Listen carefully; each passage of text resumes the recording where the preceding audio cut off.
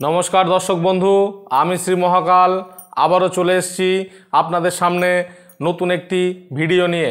তো বন্ধুরা, সামনে হোলিতে কি করবেন আর কি করবেন না এরকম কিছু বিষয় নিয়ে আমি আপনাদের সামনে চলে এসেছি।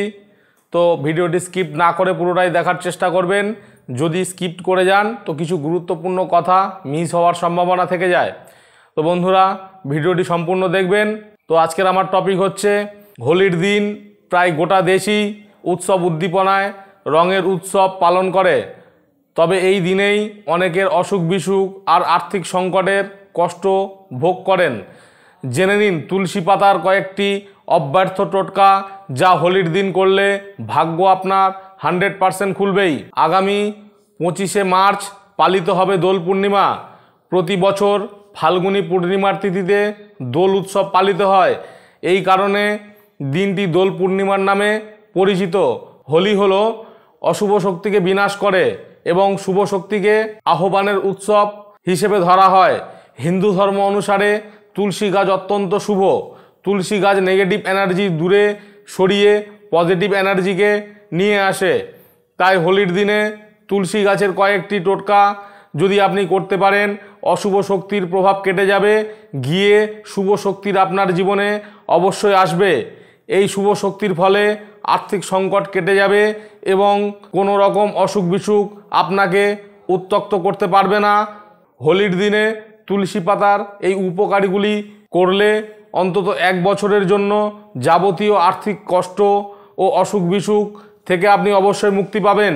তো চলুন কিছু টোটকা দিয়ে শুরু করি। হোলির দিনে একটা তামার পাত্র নেবেন, কিছুটা গঙ্গা জল সেই তামার পাত্রে নেবেন। এবার ওই গঙ্গা জলে কয়েকটি তুলসী পাতা ফেলে দেবেন।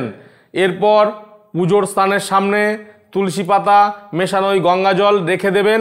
পুজো শেষ হয়ে গেলে ওই জল সারা বাড়িতে ছিটিয়ে দেবেন।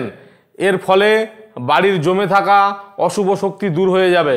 সম্পদ বৃদ্ধির জন্যে তুলসী পাতার গুরুত্ব অপরিসীম। তো তুলসী পাতা দিয়ে হোলির দিনে এই টোটকা করুন, টাকা পয়সা এবং সুখ সমৃদ্ধি বৃদ্ধি পাবে। হোলির দিনের এই টোটকার জীবনে সম্পদ ও সমৃদ্ধি বৃদ্ধি করতে অত্যন্ত সহায়ক।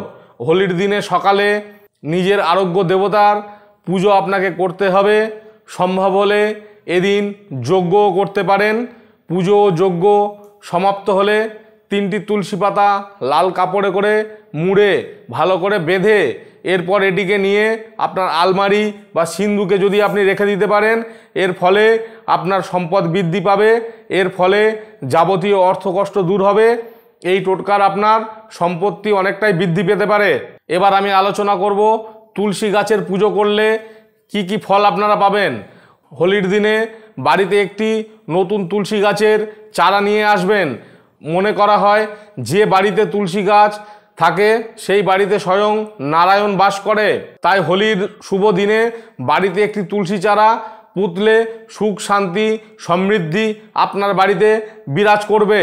মা লক্ষ্মীর পুজো পূর্ণিমায় পালিত হয়। মা লক্ষ্মীর পুজো কিভাবে করবেন? দোল পূর্ণিমা পালিত হয় দোল উৎসব। পূর্ণিমা তিথি হলো মা লক্ষ্মীর প্রিয় দিন। তাই দোল পূর্ণিমার সম্পদ ও সমৃদ্ধির দেবী লক্ষ্মীর উপাসনা করলে দারুণ ফল আপনার পাওয়া যাবে। এই দিন মা লক্ষ্মীর পুজো তুলসী মঞ্জুরি নিবেদন করুন।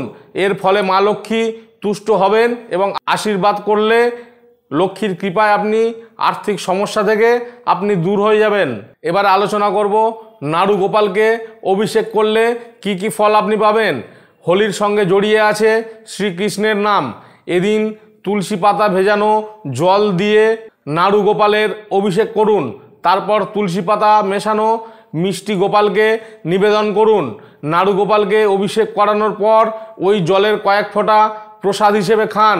এর ফলে সব রকম অসুখ বিসুখ থেকে আপনি 100% মুক্তি পাবেন। এরপরে আলোচনা করব তুলসী পাতার প্রসাদ। বাড়িতে এদিন নারায়ণের পুজো করুন ও তার প্রসাদে তুলসী পাতা ও তুলসীর ডাল মিশিয়ে দিন। পুজোর পর ওই প্রসাদ নিজে ও বাড়ির সবাইকে মিলে ভাগ করে খান। এর ফলে আপনার সব দুঃখ কষ্ট দূর হবে। তো বন্ধুরা, আজকের আমি আলোচনা করলাম হোলিতে আপনারা তুলসী পাতার এই টোটকাগুলি আপনারা ব্যবহার করবেন এবং আরও অনেকগুলি টোটকা দিয়েছি, সেগুলো যদি আপনারা ব্যবহার করতে পারেন আপনার জীবনে অর্থ কষ্ট, সুখ সমৃদ্ধি এবং অসুখ বিসুখ থেকে আপনারা 100% কিন্তু মুক্তি পাবেন। তো বন্ধুরা, আমার ভিডিওটি আপনারা অবশ্যই দেখবেন, স্ক্রিপ্ট না করে দেখবেন এবং আমার ভিডিওটি যদি ভালো লাগে নিজের বন্ধুবান্ধবের মধ্যে শেয়ার করে দেবেন যাতে তারাও এই ভিডিও দেখে উপকৃত হয়। তো বন্ধুরা, এই ভিডিও দেখে যদি আপনারা উপকৃত হন তাহলে আমার কমেন্ট বক্সে কমেন্ট করবেন এবং আমার চ্যানেলে যদি নতুন হন আমার চ্যানেলটিকে অবশ্যই সাবস্ক্রাইব করবেন এবং পাশে থাকা বেল আইকনে ক্লিক করবেন যাতে পরবর্তী এরকম নিত্য নতুন ভিডিও আপলোড হওয়ার সাথে সাথেই আপনাদের কাছে পৌঁছে যায়। তো এছাড়া যদি আমার সঙ্গে সরাসরি যোগাযোগ করতে চান তো স্ক্রোল বারে আমার নম্বর দেওয়া আছে এবং চেম্বারের অ্যাড্রেস দেওয়া আছে, আপনারা আমার সঙ্গে ফোনে কথা বলে নিতে পারেন বা আমার চেম্বারে এসে দেখা করতে পারেন, আমি আপনাদের 100% সাহায্য করব। তো বন্ধুরা, ভালো থাকবেন, সুস্থ থাকবেন। জয় শিব শম্ভু।